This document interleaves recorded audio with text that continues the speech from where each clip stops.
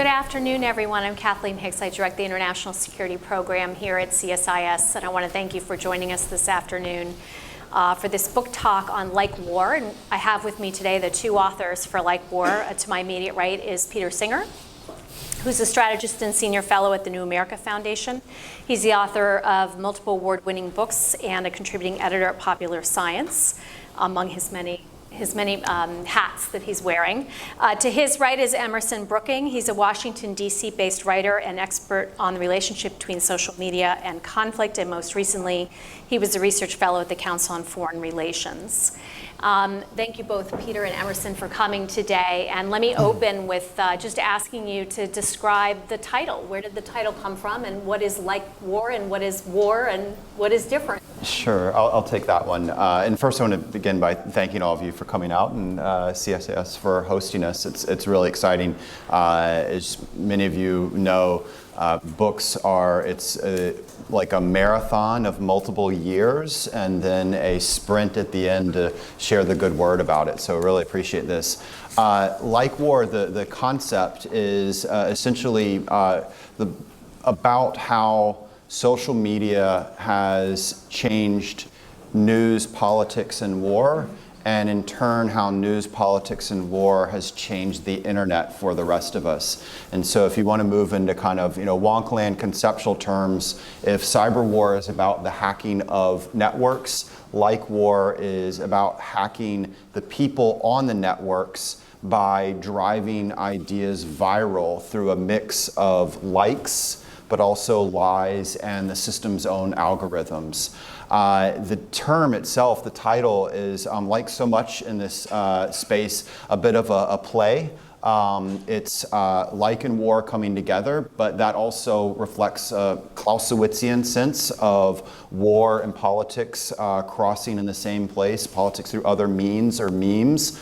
But it's also the idea of a third layer is you have competing, and they even call themselves this, online armies who are using the very same tactics to accomplish their real world goals, and they will describe themselves as being in wars or like wars, and those examples range from ISIS versus the US military coalition, hashtag resistance versus alt-right and Trump supporters, Kanye West fans versus Swifties, Taylor Swift fans, and they all are very different, but they end up using the very same tactics, or we would say doctrine, to win the war online for likes, but to achieve their real world goals, be it to affect the outcome of the Battle of Mosul, or to affect the outcome of the 2016 or the looming 2018 election, or to drive album sales, you name it. So Emerson, talk a little bit about what brought this book idea to you two, and why did you decide to focus, of all the issues in national security right now, why was this the one that really was motivating for you?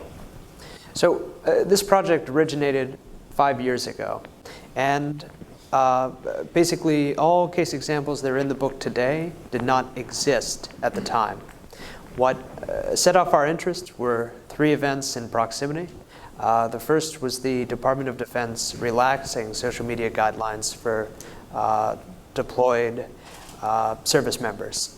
And that meant, at least hypothetically, you could have a US service member finding on a social network someone with which they were also simultaneously in a state of conflict, which raised strange new questions which tested our traditional understanding of communications in wartime.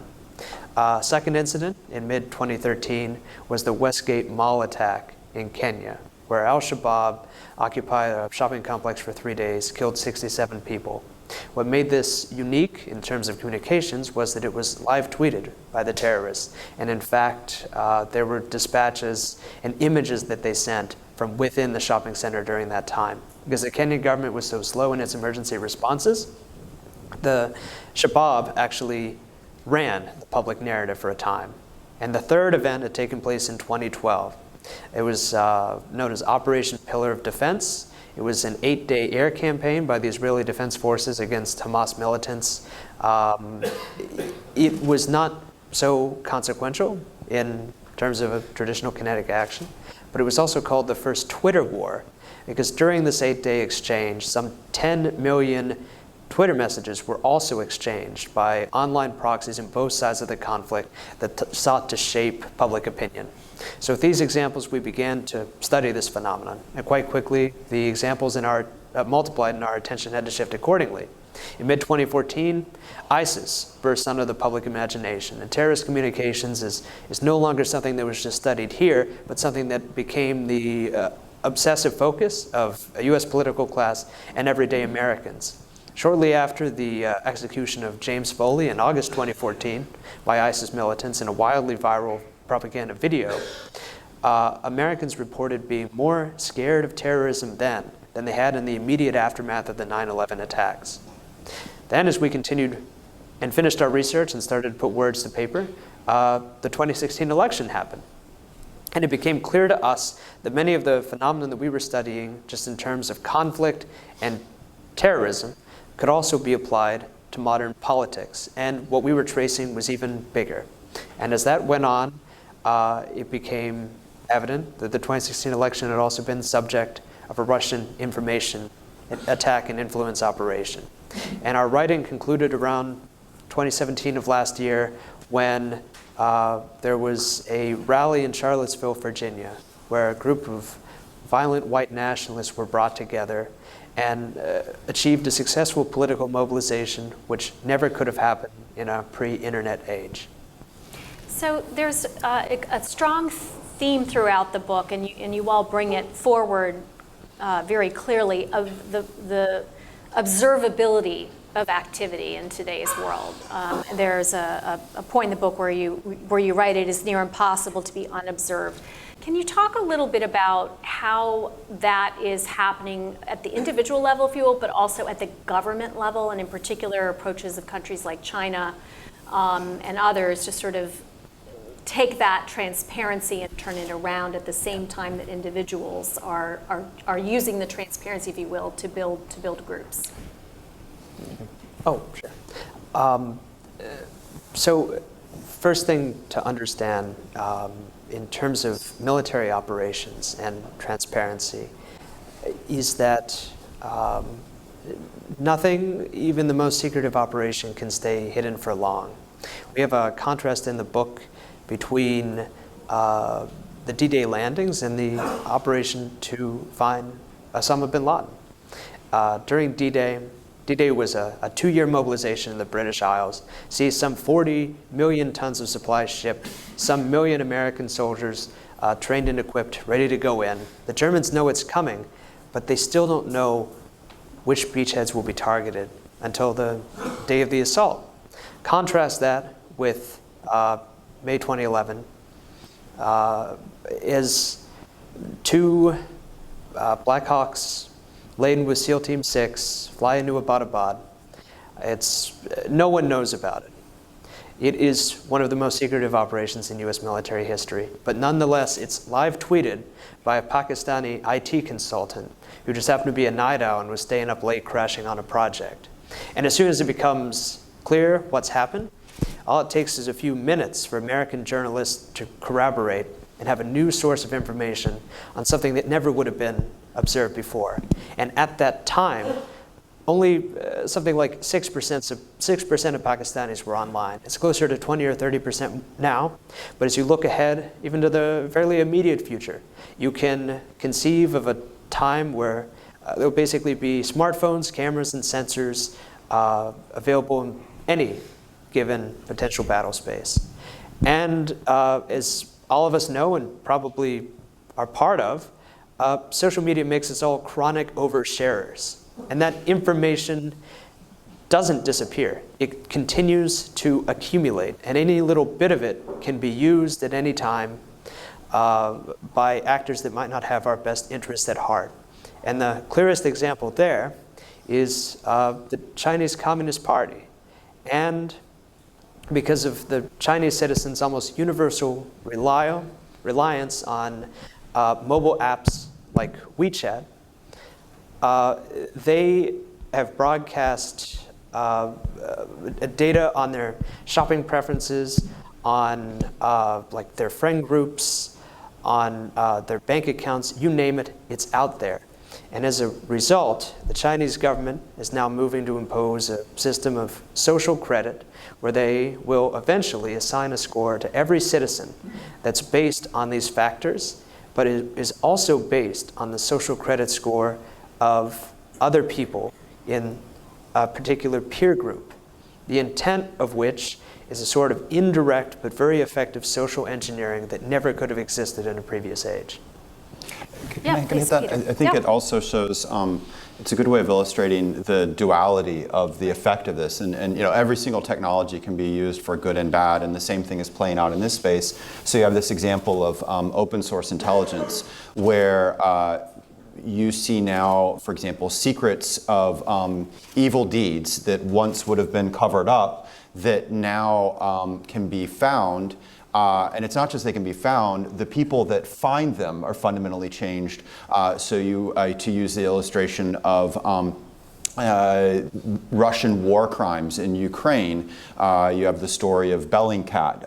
It's basically a crowdsourced network, not formally military, not formally intelligence, not journalists, but yet they were able to, using solely what's online, piece together the Russian role in the shoot down of the Malaysian airline. Or more recently, they're in the news for they pieced together the Russian role, that it was not tourists who poisoned yeah, exactly. A different example of this would be there's BBC did a great look at a war crime that was uncovered in West Africa.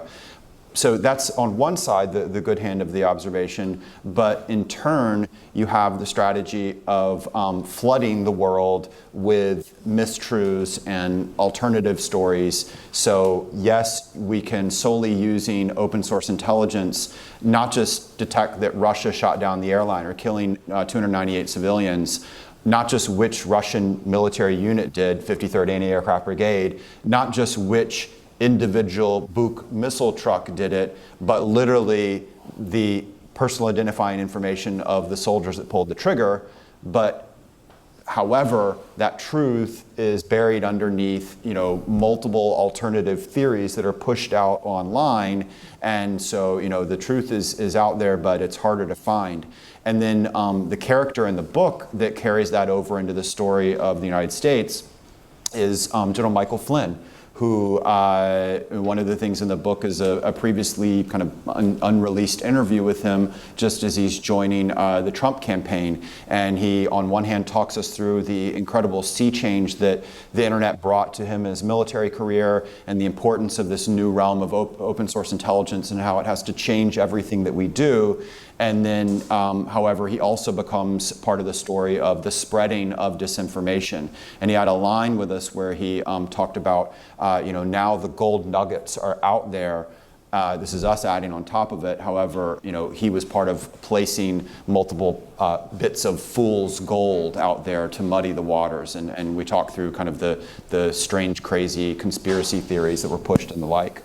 So, Peter, one of the things that's so interesting about the book is that you really are following, you tell the story of a variety of different actors who are out there. These countries, as we just mentioned a few, you mentioned, from Taylor Swift to Donald Trump to Kanye West to groups, radicalized groups, ISIS, you talk about ISIS and others. But there are some things you all assess coming out of all of that that are common, if you will, in how some of those actors have succeeded in using the internet effectively and social media in particular. Can you talk a little bit about what some of those factors are that really stand out to you as winning strategies, if this is like war, how do you win like war? Yeah, so there, you have these dynamics that shape this.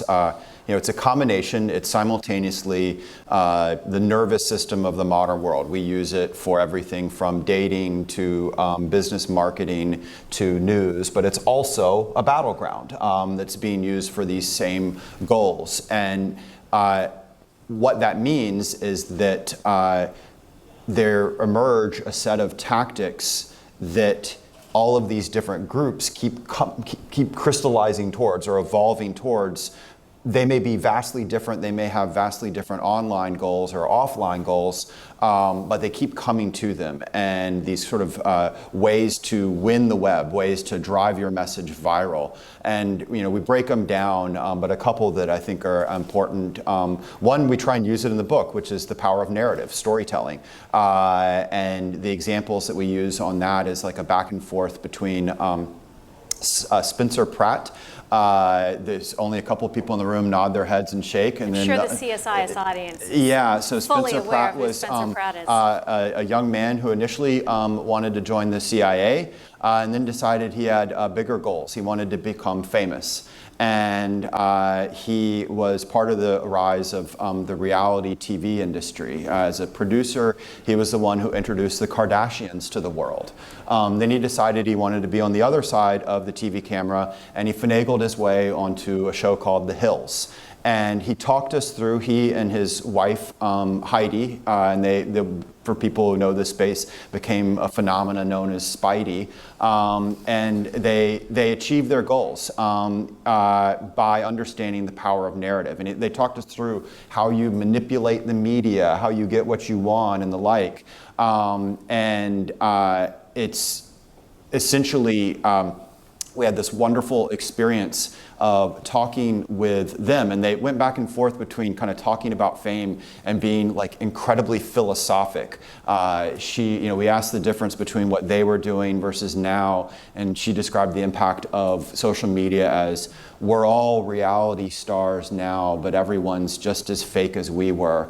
Like, whoa, but we had this back and forth between them and then going to meet with the State Department team that was putting together the counter-ISIS program, counter-ISIS messaging program. And we quickly kind of understood that Spencer and Heidi got it and the State Department team did not. And this was part of the reason for why we were going to fail in this space. Another example of this kind of back and forth to keep with that like celebrity versus ISIS land, one of the other strategies is, a lot of these sound like contradictions, but they're new rules, is planned authenticity. And planned authenticity is exemplified by Taylor Swift and Junaid Hussain. You're probably familiar with Taylor Swift, again, someone who through social media achieved great fame, and her goal to become popular in music, but also she's the richest self-made woman under the age of 30. And she talks through how she understood how originally it was MySpace and then Instagram was going to be the key to this strategy. And then Junaid Hussain, if you're not familiar with him, he was a failed British rapper who radicalizes and joins ISIS and becomes the head of their cyber programs. And he ultimately is so successful at it that he rises to number 3 on the US airstrike targeting list, above everyone except top, essentially kind of spiritual leader and battlefield commander. So every other brigade commander, he's ahead of them.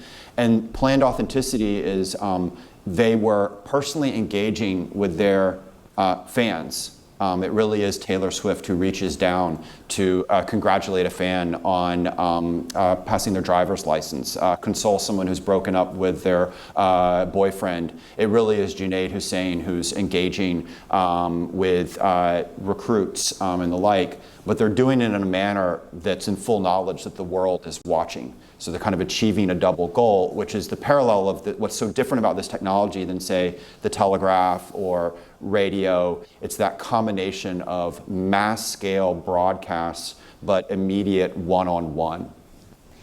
One of the interesting things, you hinted at it before, that these are, they may be happening on the internet, but it has real world, the effects are attempted into the real world. And so to just get into the national security sector piece explicitly for a moment, maybe Emerson first, you could talk a little bit about how you can foresee, or how we have already seen, these sort of political movements, if you will, or other effects that are happening in the social space of the internet, then potentially becoming catalysts or factors in the real world of warfare. Can you talk a little bit about that? I mean, Arab Spring comes to mind for sure, but there may be others. The Arab Spring is a great example of a positive consequence of this. Political mobilization started online, leads to great political impacts. And it's interesting as we tell the story of this development. It was the Arab Spring. Several months after the Arab Spring, there was a similar democratic uprising in Russia, and it was the most significant challenge to Vladimir Putin's rule that he'd ever seen. It was effectively put down, but Putin saw this as an attack, an information attack by the West, an attempt to overthrow him using basically social media and online mobilization. And that's really the germination, the origin of the modern Russian disinformation strategy. And in the years since, Russian military thought has turned much more to understanding the information space is fundamentally a continuous attack against Russia, and they feel a need to respond in kind. And in turn, they used this social media to find fissures in American society and to exacerbate them, to seed tens of thousands of fake accounts across Twitter, to masquerade as socially inflammatory personalities on Facebook, and their propaganda reached something like 140 million Americans in the final days of the campaign. And it was the collision of the real world in this online space was such that the Russians could plan an event overseas from offices in St. Petersburg through sock puppet proxies. They could plan an event and sometimes have hundreds of Americans turn out to protest one thing or the other. In one case, they actually mobilized both a protest and a counter-protest from St. Petersburg. So they had Americans in the streets shouting at each other. That's the political dynamic here. More obvious examples with which this audience will be familiar are the lone wolf and remote control attacks that ISIS very effectively utilized social media for, against Americans. I would hit a good illustration of the physical battlefield effect would be the story of the two most recent battles of Mosul, where part of the shock of ISIS's invasion was, and we parallel it with kind of the rise of Donald Trump. There's a series of events where they don't fit the old rules. Someone who won should not have won by the old rules, but they do. And if you go back to the Battle of Mosul, the takeover of Mosul, you have an invading force that's roughly 2,500. It's lightly armed, AK-47s, pickup trucks. There's really no difference of it in insurgent groups past. And it faces a defending force of a little over 20,000, backed by the most powerful military in the world, equipped with Abrams tanks, Blackhawks. And it wins, and part of how it wins is it engages in a fundamentally different way, weaving together new communications technology. It's a little bit of a parallel of the Blitzkrieg back in the 1940s. So rather than trying to keep its invasion a secret, it wants the entire world to know about it. It literally creates a hashtag, all eyes on ISIS. It has not just everyone chirping away on their smartphones, it's got sock puppets parallel to the Russian effort, bot set. You all may have to explain what sock puppets are. So again, this is one of the things we were actually chatting about earlier. It's a little bit parallel to what's played out in cybersecurity. There's these terms that have taken hold that either we don't know what they mean or they're wrong. So we all talk about Russian trolls. Well, really, there's internet troll culture. What we're talking about here and what the Russian campaign was, a sock puppet is someone taking on a web persona that they're not. So it's a real person behind it. A bot is like it sounds. It is an automated account. It's an algorithm of some kind. They're both trying to trick you, but that's very different. A troll is sometimes related, but it's trying to provoke an emotional response. And even the term troll actually comes out of the Vietnam War. We can go into that. But to circle back, they're using many of these same tactics. And part of how they're able to achieve their goal with a smaller invading force is they're pushing their message ahead of them, and it's spreading the contagion of fear, much like the radio did back in 1940. So the Iraqi soldiers are seeing scenes of battlefield loss, POWs being killed. The world is weighing in. If you are searching for news on what's going on in Iraq, you're seeing ISIS's messaging, not the rest of the world. And so there is a victory online. ISIS's victory has seemed not just inevitable, but it seems like it's already happened. And then it does. The Iraqi army essentially melts away. Flash forward to the next battle in Mosul when we retake it. The US coalition is using we've learned, we've watched, it's war. We're using almost all the same strategies and tactics, and we're weaving them into our battlefield operations.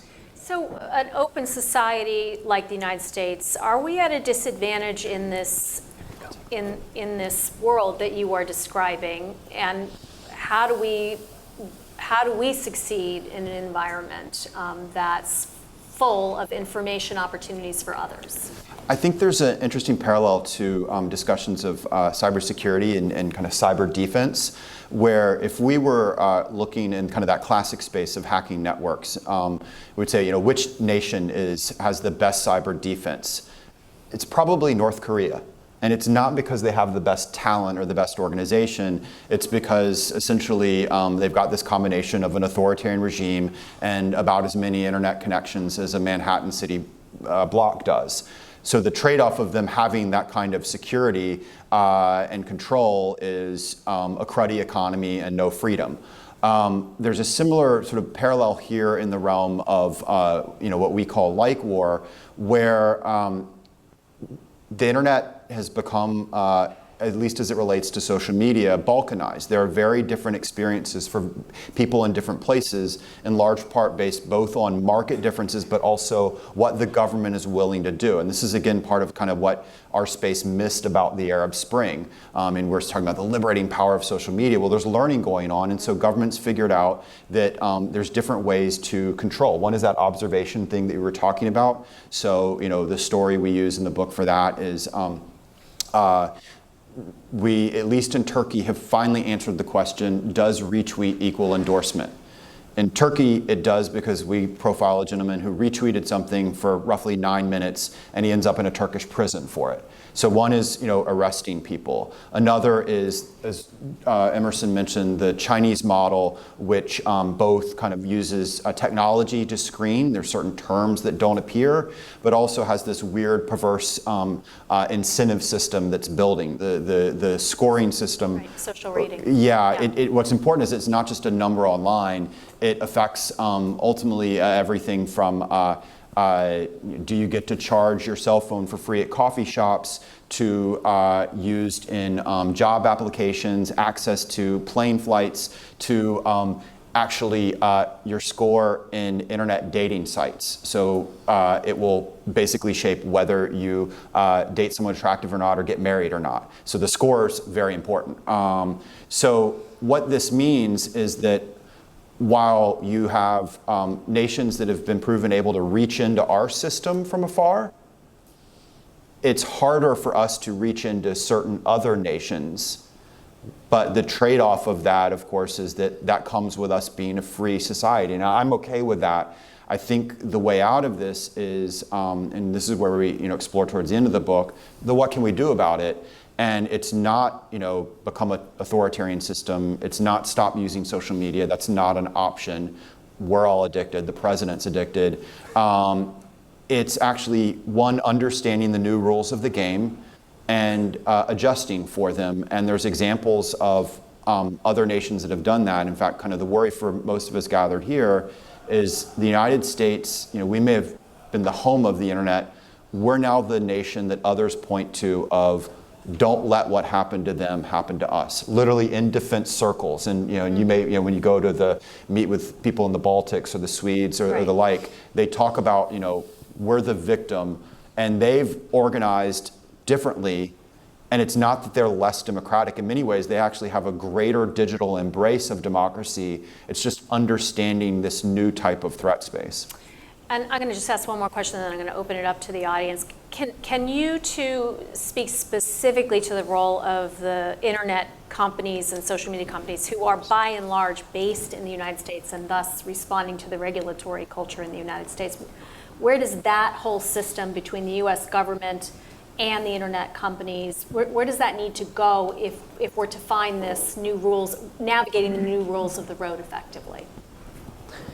So when we set out to write this book about the weaponization of the internet, we didn't think that we'd spend a lot of our research time and interviews with Silicon Valley folks, or digging back through the blog posts and archives of some of the creators of today's social media platforms when they were in their late teens or early 20s.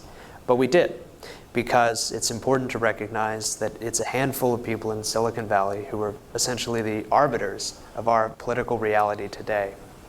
And this isn't a task that they wanted. For many years, this was a task that they avoided. As the first social media platforms were developed, the people making them with engineering mindsets thought largely of information as a free marketplace of ideas, where the most noble, best ideas for the most egalitarian, democratic future would invariably rise to the top of the pack. That obviously didn't happen. But for a time, even as this became evident, these companies ignored the fact that the speech on them was increasingly corrosive to democracy. There was a moment of reckoning after the 2016 election where it was understood that these social media platforms had been the primary driver of American voting patterns, that they'd also been an invisible battlefield for Russian influence operation. But the moment of reckoning still played out in stages. It was Kubler-Ross's stages of grief, and it started with denial. It started in the days after the election, where Mark Zuckerberg is asked, did Facebook influence American politics? And he says, oh no, that's a crazy idea. But it was a self-evident idea, because in the days before the election, Facebook was still marketing itself as the #1 tool for any political candidate or campaign, and it had reams of statistics to back that up. In the 2 years since, we've seen these companies come pretty rapidly to a reckoning that they do bear some responsibility in American political culture, but there's still a long way to go. The best thing is to invest more time, attention, and money in content moderation policies, in understanding that they should be carefully attuned to the information that flows through their systems, and they should be aware that their services are being exploited by non-state groups and international adversaries who mean Americans harm. Can we just briefly then on the government piece of that? That's the responsibility of the internet companies. We have a federal government here in Washington that in theory has some responsibility as well, particularly as this whole sector relates to our own security and our vitality as a democracy. What's the responsibility of the federal government? I'll take that. Yeah. There's a huge layer of them, and I think, again, there's an interesting parallel to cybersecurity where first you would say there's definitively a government need, but you would never say in cybersecurity only the government can handle it. It extends from government to private sector to individual behavior, and then within government you would never say with cybersecurity, or at least smart people would never say only DoD should do it. And so there's a series of activities that government ought to be doing in this space, and they range from changing our concepts of the threats incoming to reorganization, and some of it may be modeling after what other nations have done. And again, this might be anything from shifts in military training to new organizations. Some of it might be a throwback. There's things that we had during the Cold War that we don't have now. A good illustration would be the Active Measures Working Group that was during the Cold War. It was a multi-agency. It brought together spies, diplomats, communicators, educators, and basically it was about identifying incoming KGB operations, active measures, and then what do we do about them. It was focused on the battlefield of the third world, we close it up with the end of the Cold War and the rise of the internet. At the very same moment, we become the ones kind of vulnerable here to it. Another part of it that I think we bear some responsibility in this very space is election security and how we frame it. Whether it is Hollywood, think tank land, media, or government, we focus on hack of the voting machine, which is, to be sure, a real risk, but it has never been done successfully on a national scale. Whereas a hack of the voter and the atmosphere around the voter has definitively been done on a national scale in multiple different countries, and we know it is still ongoing today. We have all the evidence of it that it's trying to hit the 2018 election. And yet, whether it's us in our papers, to media discussion, to when Donald Trump gathered his national security cabinet for the one discussion of election security, it was solely on voting machine, not the LikeWar side of things, which again, we know is real, and we can argue has had a much greater impact. Okay, good. Let's open it up to the audience. When I call on you, please stand and wait for the microphone and state your name and a question, please, briefly. So we'll start right back here. Hi, my name is Greg Tomlin. I'm an Army officer assigned to the Joint Staff. And Dr. Singer, I appreciate your comparison of the two battles from Mosul. Last year, Secretary Mattis established information as the seventh joint function that we're supposed to integrate it in all we do. Have either of you any thoughts on how we need to develop that as a staff function and also an exercise design to get combatant commanders to consider those same points you brought up about Mosul? Thank you. I'll take that. I think in many ways we're having a kind of a parallel in history. I made the parallel to the Blitzkrieg, and then part of the American military response to that was things like the Louisiana maneuvers. And the opening of the closing chapter of the book is a visit. So for people that aren't familiar, Louisiana maneuvers were when after the Germans used the Blitzkrieg, tanks and airplanes and radios together, and essentially, a different model of war that wins out in a way that previously people didn't think they would win. The U.S. military, we organized a series of exercises in Louisiana that are about essentially figuring out how do we make this shift from horses to mechanization. And it's about everything from learning tactics and doctrine to gaining experience. All of the leading officers in the Army of World War II are there. And we in the book have this scene of, so Fort Polk, where it is first created for that, it becomes essentially one of these test labs for the U.S. and training scenes for the U.S. military. So during the Cold War, it's training for how do we deal with Soviet tanks. Then 9/11 happens and they completely change it and they build a bunch of fake villages and have an opposing force, people acting as if they're insurgents and the like. Now they have built a fake internet over the fake war zone, and they're using it for this space of kind of training and experimentation. And I think it's a good illustration of kind of where we need to go. No one has all the answers yet, and some of that's going to come from our own. Some of it, as I've been mentioning, is going to come from looking at other successful actors out there. What is the IDF doing? What is Estonia doing? The British 77th Brigade? And bringing each of these, and what are the Russians doing? What are the Chinese doing? And bringing these together, learning from them, and most importantly, understanding the other aspect of this. Don't gear up to fight the last war. This is a space that's human-made. It reflects technology. It reflects what Clausewitz would teach us, two learning adversaries. So, certain things that work now, there's certain truths that will continue all, but then there will be certain modulations and changes. So, the example would be what AI is going to be bringing into this space, or, what ISIS was doing circa 2014. If you're gearing up for that, it's not going to work later on. And again, the very same lessons, your question, you could be a political campaign strategist and ask that, And I would have given you the same answer, just would have been, we can see this, Hillary Clinton's campaign did not ignore the internet. It modeled itself after what the Obama campaign had done to win. It was fighting the last war, and it didn't work.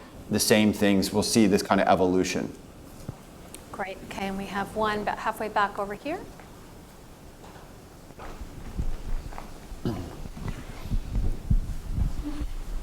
Thanks very much. I'm Garrett Mitchell. I write the Mitchell Report, and I want to ask Dr. Singer if he could expand a bit on my favorite new term, planned authenticity. And I wonder if you could say a little bit more about it and how it operates, how it can operate in the political space, and to what extent is it the same as or different from the Donald J. Trump Twitter strategy, for example, or the Fox News or Breitbart or some would argue MSNBC process of delivering the news? I have to say, the first thing I thought of, which is from a wholly different sector, is people distress furniture, which sounds very much like planned authenticity. It's brand new, but you make it look old. Yeah, there's power now, weirdly, in being real. And real in quotation, we're all real, but being the one that is the most real wins out. And so, since we sullied the halls of us CSIS by talking about Taylor Swift and Spencer Pratt, now I'm going to reference Aristotle. And so, Aristotle in Politica first, references when you have the first democracies, you have this, again, strange contradiction. It's government of the people, but it needs a new class, someone of the people who decides originally he, now he and she, is better than all the people and should be their leader. But in order to do so, they have to persuade the people that they are both better and of them. And so you get, and again, it then reflects the technology of the day, and so you get everything from newspaper articles, but he was born in a log cabin, to then with TV, we get, basically the entire diner industry in New Hampshire is supported by politicians visiting to show how real they are. And now we have social media. And what Donald J. Trump figured out, or more importantly, we tell Trump's first tweet and then his evolution in this space, is kind of a combination of both his natural, personality and his early addiction to this space. He figures out sort of the certain strategies of being real among them, and they seem, at the time the wrong thing, and now they're normal. He's the first. He launches. Beefs, gets into arguments. And again, go back in time, the idea of someone who was portraying himself as a business leader getting in a shouty argument in front of the world with everyone from fellow celebrities to individual followers, that seems contradictory to a goal, but it gives him what he wants, which is attention. And then if you follow his beef strategy, he moves over to getting into political beefs around the moment he begins to kind of eye this space. So he goes from praising Barack Obama to famously going after him and questioning his birth certificate and all that. And guess what? It works. So there's again, it's, some of it for these early actors, it's they're innate, or it's planned. The same thing, ISIS, how much of this was deliberately thought out and how much of it was the fact that it was a group that arises made up of millennials versus remember, ISIS is competing not against us first, it's competing against Al-Qaeda first. And Al-Qaeda, led by people of a prior generation. And so is it all that surprising that ISIS is pushing out snappy, quick, short, social media friendly messaging versus Al-Qaeda's still pushing out at that time long-winded sermons?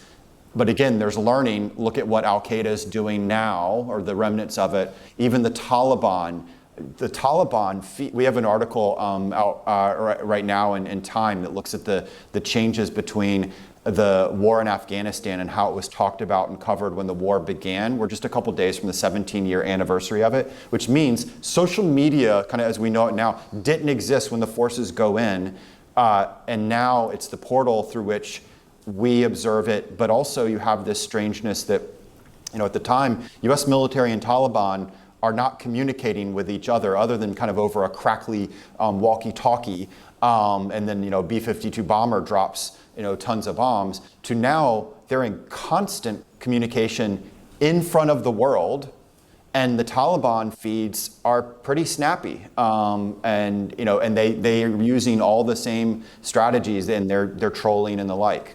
And you talk in the book about, I'm going to paraphrase this, but the costs are so low to allow for the experimentation. The N is so big, the number of times you can trial and error in the learning process is so big that it allows this refining. Is that fair? Yeah. Do you want to take that? Message? Yeah, absolutely. You can refine by volume, by then utilizing these botnets to spin out endless messages at a very low cost. In our book, I think, is links back to the Trump campaign, and is the way that the Trump campaign manager would do live focus group testing of tens of thousands, sometimes hundreds of thousands of iterations of one campaign message over Facebook. If you think about the resource intensity it used to take to test even a couple of messages in political context, all those costs are gone. You could just seed these messages, get the data, see who was clicking on these messages, what groups, what particular colors or organization of an image drew marginally more clicks, and then adjust accordingly. So it's a totally different ballgame when it comes to that sort. And in that strategy of, it's like this combination of, if you think of like aerial carpet bombing, but simultaneously smart missile strikes individually targeted. But the difference of this space is the weapon also gives you a feedback to let you know whether it hit the target or not.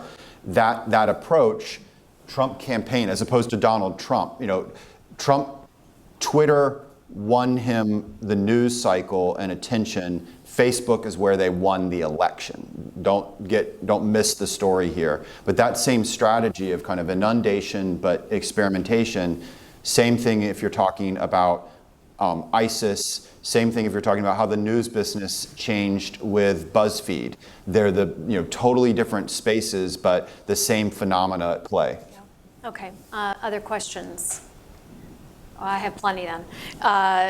Let's talk a little bit about the idea of neural networks. You all get to that late in the book and you talked about it a little bit in terms of where the U.S. could go in terms of, building out defense in this space. Just talk about the hope or the optimism one might have around that, and maybe temper that if it's too optimistic as I framed it.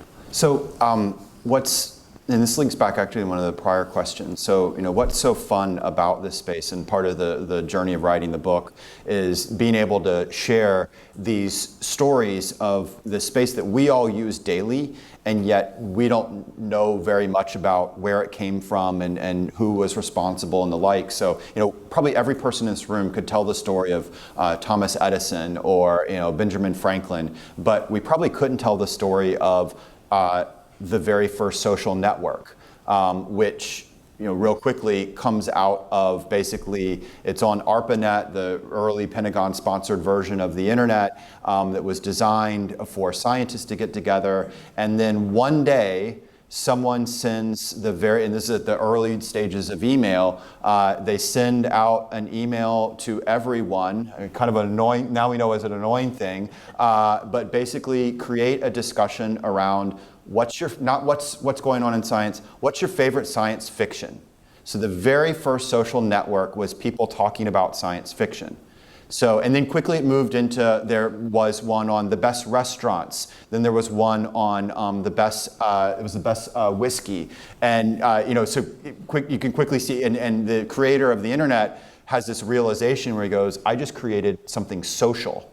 So move forward to your discussion about AI is that what we are seeing now is different forms of artificial intelligence, whether it's neural nets or machine learning, however we want to frame it, being applied to create hyper-realistic false voices online. And again, pointing to the duality of this, some of the reason is just plain old market reasons for good, to allow customer interaction with a help desk that will be easier, and also, by the way, save money because then you can fire the people who were doing it previously, to make the marketing towards you better and the like.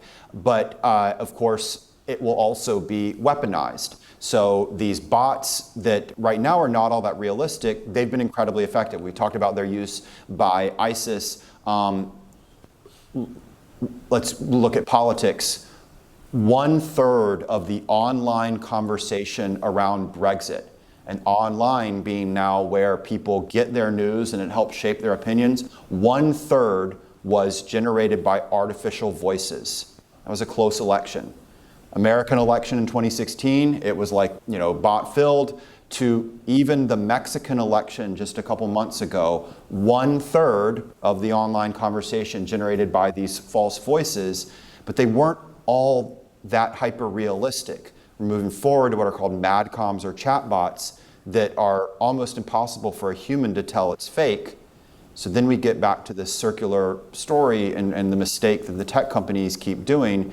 Whenever there's a problem, and it's a problem that relates to politics, they look for a technology solution. So the solution that they're excited about, whether it's about finding the attacking AI to the problem what Emerson mentioned of content moderation, is don't worry, an AI is going to do that for us. So you get back to the exact same place, science fiction, where the future looming is two AIs battling with the humans in the middle, which is the plot of the Terminator movies and the Matrix movies. Yeah, go ahead, Emerson. Something we found the neural networks, which compose the last bit of the book, like endlessly fascinating. A real important thing to emphasize is that in traditional programming, it's like if A and B are true, run C. It's like a linear progression, even if modern computer programs can be endlessly complex. But in a neural network basically parallels the construction of the human brain, where it's a number of neurons firing in order to produce a given result. The computer scientists who are tuning these neural networks don't necessarily understand the pathways that are running between these neurons, because there are tens of millions of them. Instead, they give an input, then there's an output. If the output isn't what they like, they adjust accordingly. What then distinguishes these networks, what they can do that traditional programming can't, is that they can produce truly novel things. They can create original ideas or original constructions that were not inputted by their human masters. A great example that I endlessly fixated over just in the course of our research was a paper on volcanoes, on teaching neural networks to generate images of both dormant and active volcanoes. And what they'd spit out is, when you think about it, a volcano is not that hard to draw, or not that hard to have a realistic image of. What they'd spit out looked exactly like any mountain you might find on Earth. But it was entirely the invention of a machine, and it had no physical counterpart. We will see that applied to disinformation, in that, say, if there's a social media account or a botnet talking to you now, has a profile picture, you can usually just run a reverse Google image search and see, oh, that's a stock image, whatever. But that's not going to be the case for much longer. That'll apply to images, but that will also apply to videos and to audio. And it will become much, much more difficult for professional fact checkers to disprove these things, much less through traditional content moderation tools that are in use today. And there's a lot of people in this room that are, we're defense wonks. I'm going to say something controversial, but the reality, I believe, moving forward, weird to say reality about something that's fake, is that these technologies, and they've, some of them, if you're thinking about visual images, have been described as deep fakes. They will be definitively weaponized and I will argue will have a greater effect on the US military and our nation political system than many of the weapons and threats that we obsess over, including ones that are fake. So for example, we spend a lot of time worrying about EMP as opposed to deep fakes. Deep fakes are real and will have a greater effect, and you can already kind of think of the examples of a hyper-realistic imagery of a war crime committed by US forces that never happened. Hyper-realistic imagery of a president. There's already an example. It's a speech that Barack Obama never gave. This came out of a University of Washington lab. A president saying things or doing things that they didn't. And then you get the inverse of it. When there is something real, people will be able to say, oh, but that was fake. That was created. And so you get in these, the potential of real things being not able to prove them, or fake things pulled out of nothing, and we go, well, that wouldn't matter in war. Well, I guess you've never heard of the story of the Tonkin Gulf. And so as a system, we're going to have to develop counters to it, just like we would any other weapon system. How do we rapidly identify these types of technologies? Are there ways to create markers that make it harder for them to work in this battle space, et cetera, et cetera? Peter Singer, Emerson Brooking, thank you both so much. The book is LikeWar, and it is on sale outside of this room. We hope you pick it up. Please join me in thanking our authors.